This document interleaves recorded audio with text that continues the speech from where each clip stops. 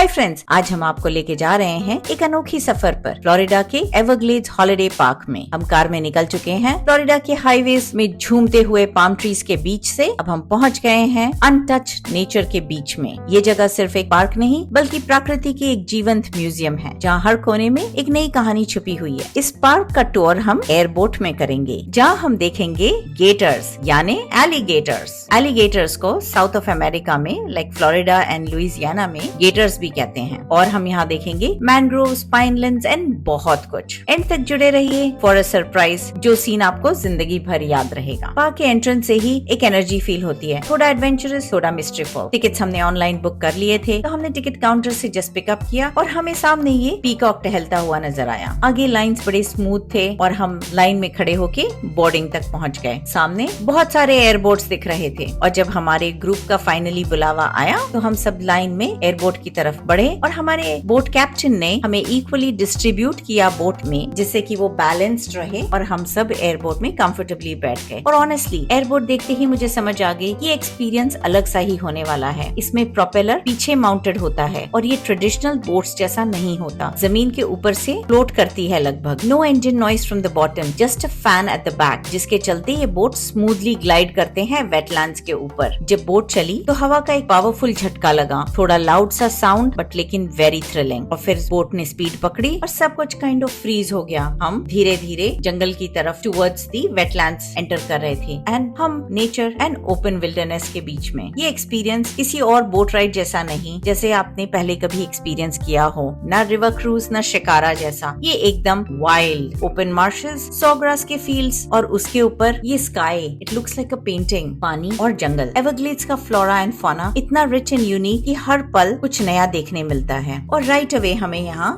Fishing birds दिख गए। तो हमारे कैप्टन ने बताया कि fishing birds very easily fly भी करते हैं about 150 feet and easily water में स्विम भी करते हैं and they are obviously fishing and living on the water animals. फिर हम सॉग्रास के बीचों बीच जाने लगे और आगे थोड़ी ही दूरी पे हमें हमारा फर्स्ट गेटर नजर आया, जो आराम से अपने पानी में स्लोली हिलता हुआ बाय द कोस्ट मूव कर रहा था। हमारी बोट एकदम स्टिल थी वहां पे थोड़ी देर। उसे नोटिस किया और फिर आगे बढ़ गए। थोड़ा आगे बढ़ते ही हम पहुंचते हैं मैनग्रोव फॉरेस्ट में। ये पेड़ अपने यूनिक रूट सिस्टम के लिए जाने जाते हैं, जो पानी के ऊपर और नीचे दोनों तरफ फैलते हैं। इनके रूट्स में छोटी छोटी मछलियाँ, क्रैब्स और अन्य जीव जंतु रहते हैं। ये फॉरेस्ट कोस्टल इरोजन को रोकने में मदद करता है और स्टॉर्म्स के दौरान नेचुरल बैरियर का काम भी करता है। थोड़ा आगे बढ़कर अब हमने पाइनलैंड फॉरेस्ट के बीच में थे, जहाँ साउथ फ्लोरिडा स्लैश पाइन्स का राज है। ये पेड़ फायर रेजिस्टेंट होते हैं और इनका इकोसिस्टम फायर डिपेंडेंट है। यहाँ इनको डियर, वुडपेकर्स और कभी कभी फ्लोरिडा पैंथर्स भी देखने मिलते हैं। बोट ने थोड़ी और स्पीड पकड़ी, अंदर गए और फिर कैप्टन ने बोट को फिर से स्लो डाउन किया और पानी के ऊपर छोटी छोटी वाटर लिलीज, उनके बीच से निकलते हुए टॉल ग्रासेस और कभी कभी एकदम बीचों बीच सम बर्ड्स भी दिख रहे थे। कुछ नाम भी बताया जो मुझे अभी याद नहीं आ रहे हैं। और सबसे mystic scene is the cypress knees, या अनयूजुअल ट्री रूट्स जो ऊपर निकल आते हैं ऑलमोस्ट लाइक अ स्कल्पचर। ये साइप्रस नीज पे मैंने अलग ही एक वीडियो बनाया है, which I had also seen at Wakodahatchee wetlands boardwalk, तो वो वीडियो जरूर देखिए for more details, which is quite interesting. थोड़ा आगे जाने के बाद बोट फिर से स्लो, हमारे कैप्टन ने बोट को स्लो कर दिया और we saw our second gator. ये यूनिक इसलिए था क्योंकि एट सम पॉइंट इसका टेल थोड़ा कट हो गया, तो इसको आइडेंटिफाई करना बड़ा इजी पड़ता है। तो हमारे कैप्टन ने हमें बताया कि वी विल बी वॉचिंग और few more in this wetlands, but इसको आइडेंटिफाई करना बड़ा इजी हो जाता है। हम इस गेटर के इतने करीब थे, ये देखकर गूज बम्स आ गया, क्योंकि ये कोई जू नहीं था, ये उनके घर के बीचों बीच हम थे। फिर बोट ने तेजी पकड़ी, we could enjoy the sprinkle of the water हमारे ऊपर, प्लस दी हवा, प्लांट्स, नेचर के बीच में हम ऐसे जूम करते हुए अपने एयरबोट में जा रहे थे। उसके बाद फिर से हमारे कैप्टन ने उसे स्लो कर दिया। हम रुके। सबसे अनएक्सपेक्टेड मोमेंट था स्वॉर्म चिकन का आना। ये एक्चुअली एक वाइल्ड बर्ड है जिसका बोट के कैप्टन के साथ एक दोस्ती है। जैसे ही बोट एक स्पेसिफिक जगह में आके रुकी, वो बर्ड आया, सीधे बोट पे चढ़ गया। हम इतने सरप्राइज्ड हुए और इतना अच्छा लग रहा था कि नेचर के बीचों बीच बर्ड्स भी हमारे पास आके बैठ रहे थे। कैप्टन ने उसे कुछ फीड किया और वो लिटरली उसके हाथ से खाने लगा। हम सब अपने कैमरास ले रहे हैं, फोन्स निकाल रहे हैं और उसे रिकॉर्ड कर रहे हैं। कैप्टन को अनेक सवाल पूछ रहे हैं, वो हमें उसके बारे में बता रहा था, उस बर्ड की फैमिली हिस्ट्री, क्योंकि उनका एक रिलेशनशिप बन जाता है। सो उस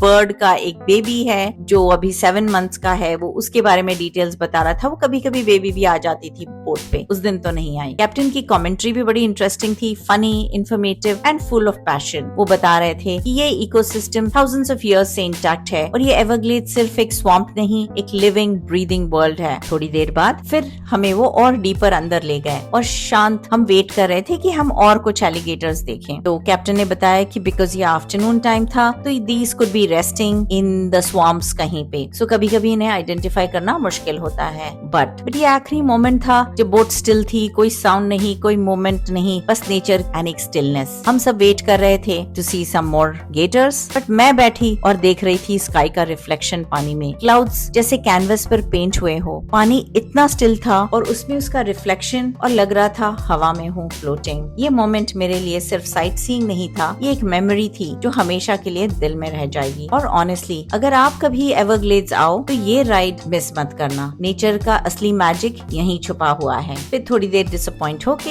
हम वापस निकल पड़े बैक टू द डॉक। जैसे ही बोट डॉक की तरफ लौटने लगी, हवा थोड़ी हल्की होने लगी और सब लोग थोड़े साइलेंट हो गए। शायद सब वही फील कर रहे थे कि हमने कुछ रियल एक्सपीरियंस किया, something beyond touristy stuff. Nature के इतने rawest form, no filters, no fences in between them. हमारी बोट ने डॉक किया, हम उतर गए and this was the end of our trip. ये सफर एक टूर नहीं था बल्कि एक अनुभव था जो हमेशा याद रहेगा। Thank you for joining me on this tour. अगर आपको ये वीडियो पसंद आया है तो do like, share and subscribe to my channel. मिलते हैं अगले ट्रैवल वीडियो में। Bye for now.